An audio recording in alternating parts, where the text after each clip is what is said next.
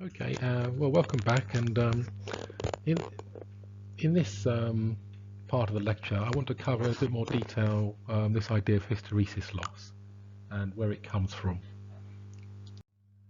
And if you look here on the right-hand side, then this is actually a pH curve which represents the material that we've used in a transformer represents iron. And so every ferromagnetic material will have a pH curve like this, and you'll see that it's different to the one that you saw in the first part of the lecture. The real pH curve is a lot more complicated, and this is called a hysteresis loop.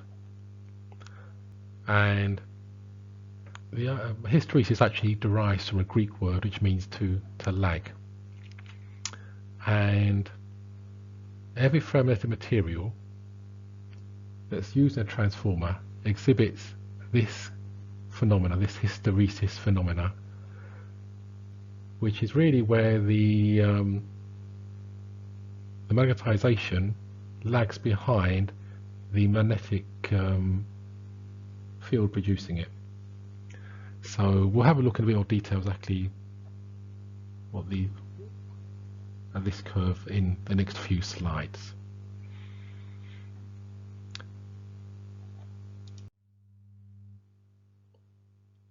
So as we know already, when we apply an external magnetic field, so when we put current into the primary windings, that generates a magnetic field,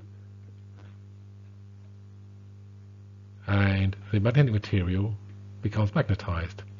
So how much it becomes magnetized depends on the current, and from the current the field, and on the magnetic properties, the permeability of the material.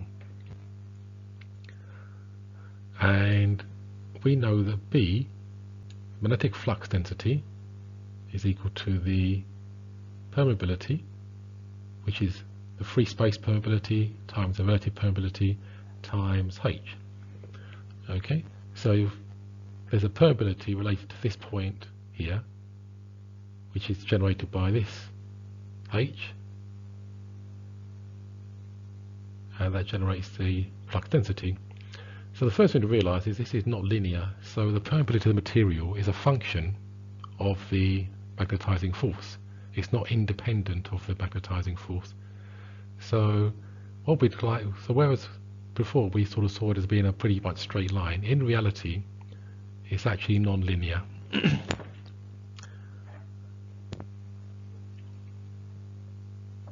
And so say we start from here,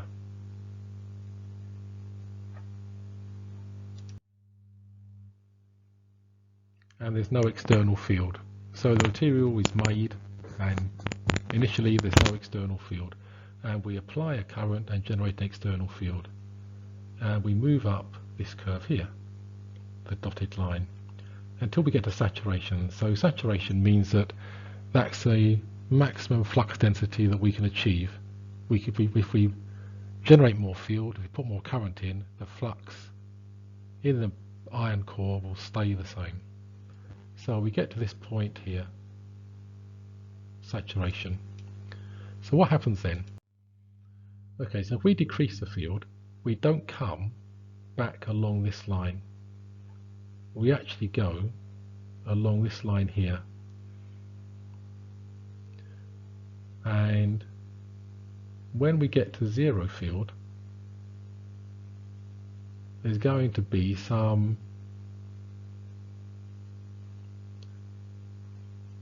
so we're going down this curve, and we get to this point here, and there's no magnetic field being generated by our current, but we still have a flux density inside the material.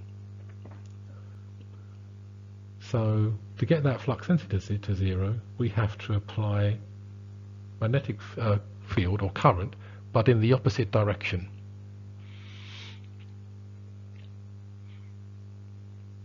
And the amount of magnetic field we have to apply is called the coercive field.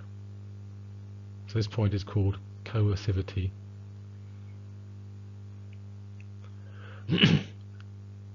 And anyway, if we keep applying a negative field, we get down to saturation in the opposite direction.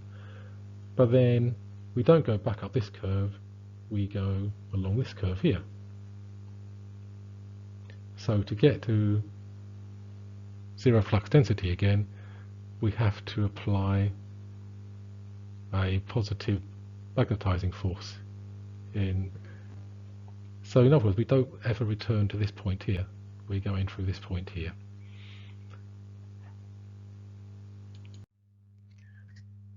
Okay, so let's to finish off, let's try and quantify these hysteresis losses. So the important thing actually to realize is the total area inside that hysteresis loop is a measure of the hysteresis losses of the core. So these hysteresis losses, remember, are due to the fact that we don't get, well, for zero applied field or zero applied current, we don't get zero flux density in the core. And because we're working with AC, we want to go backwards and forwards, we have to apply work to neutralize the magnetic flux inside the core, and before we can then reverse the field and induce voltage in the negative cycle, if you like, or if you go from negative to positive in the other cycle of the AC. So because we're doing work, effectively that's going to dissipate power. It's a real power loss, and actually heats up the core of the transformer.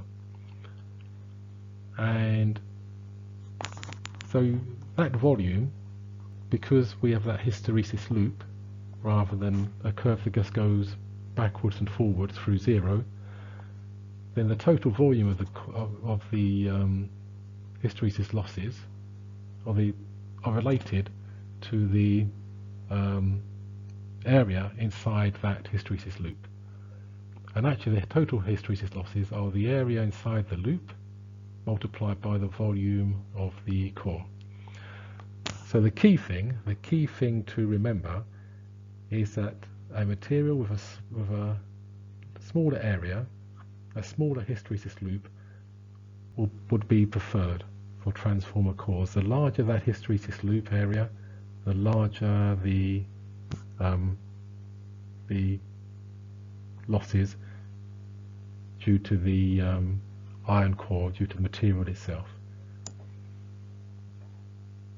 Okay, so that concludes this short presentation. If you have any questions, please ask them.